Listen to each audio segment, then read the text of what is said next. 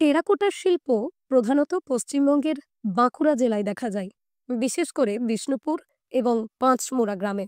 এই অঞ্চলগুলো তাদের অনন্য টেরাকোটা শিল্পের জন্য বিখ্যাত, যেখানে মাটির তৈরি বিভিন্ন মূর্তি, অলঙ্করণ, স্থাপত্য নির্মাণ করা হয়। কিন্তু পশ্চিম মেদিনীপুরের দাসপুর জুড়ে প্রচুর প্রাচীন মন্দির রয়েছে, যেখানে এই টেরাকোটার কাজ দেখা যায়। কাজেই প্রাচীনকালে যে শিল্পীদের এনে এই সমস্ত মন্দির নির্মাণ করা হয়েছে, এই মন্দিরগুলো তার ঐতিহাসিক নিদর্শন।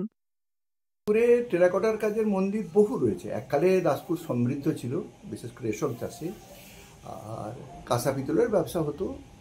যারা ধনী ছিলেন এইসব ব্যাপারে, রেশমের ব্যবসা করে, কাঁসা পিতলের ব্যবসা করে, তারা করেছেন কি, তারা মন্দির তৈরি করেছেন।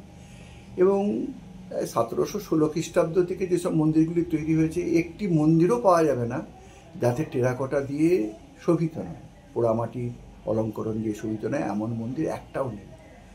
সবথেকে প্রাচীনতম মন্দির দাঁড়িয়ে আছে আমাদের দাসপুর স্কুলের পাশে, হরিসিংহের মন্দির।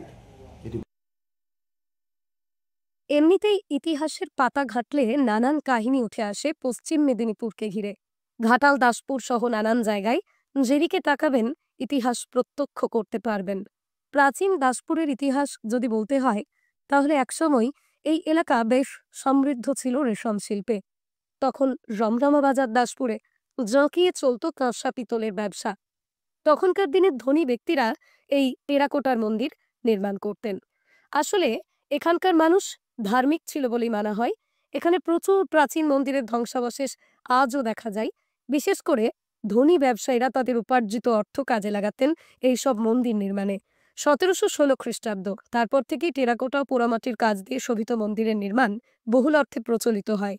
দাসপুরের বিখ্যাত গোপীনাথের মন্দির সব থেকে প্রাচীন মন্দির, যা অবস্থিত দাসপুরের প্রাচীন স্কুলের পাশেই। এটাও নির্মিত ওই সময়ের মধ্যেই। এছাড়াও রয়েছে লক্ষ্মী জনার্দন, শুভাশিস রায়বাড়ির মন্দির, নবকুমার পালবাড়ির মন্দির। সবই প্রাচীন ও টেরাকোটার কাজ করা মন্দির, যার অধিকাংশ ধ্বংসপ্রাপ্ত হলেও অবশিষ্ট অংশের কাজ বিশেষ সৌন্দর্যমণ্ডিত ও লক্ষণীয়। এছাড়াও দাসপুরের বিভিন্ন অঞ্চল জুড়ে ছড়িয়ে ছিটিয়ে আছে বহু প্রাচীন মন্দির, যেখানে লক্ষ্য করা যায় টেরাকোটার কাজ। কাজে দাসপুর এককালে এই শিল্পে বেশ পটু ছিল, আগ্রহী ছিল, তার ছোঁয়া আজও রয়ে গেছে। আসলে টেরাকোটা শিল্প হলো একটা ঐতিহ্যবাহী শিল্প, যেখানে মাটি দিয়ে বিভিন্ন ধরনের মূর্তি, অলঙ্করণ, পাত্র এবং স্থাপত্য নির্মাণ করা হয়। টেরাকোটা শব্দটি ইতালীয় শব্দ টেরা এবং কোটা থেকে এসেছে, যার অর্থ হলো পোড়া মাটি।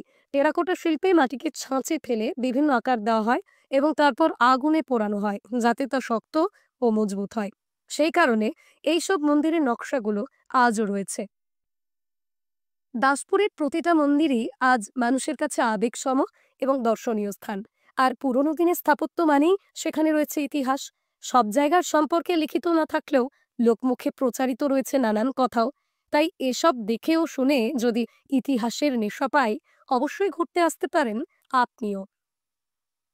পশ্চিম মেদিনীপুরের দাসপুর থেকে মিজানুর রহমানের রিপোর্ট, লোকাল 18 বাংলা।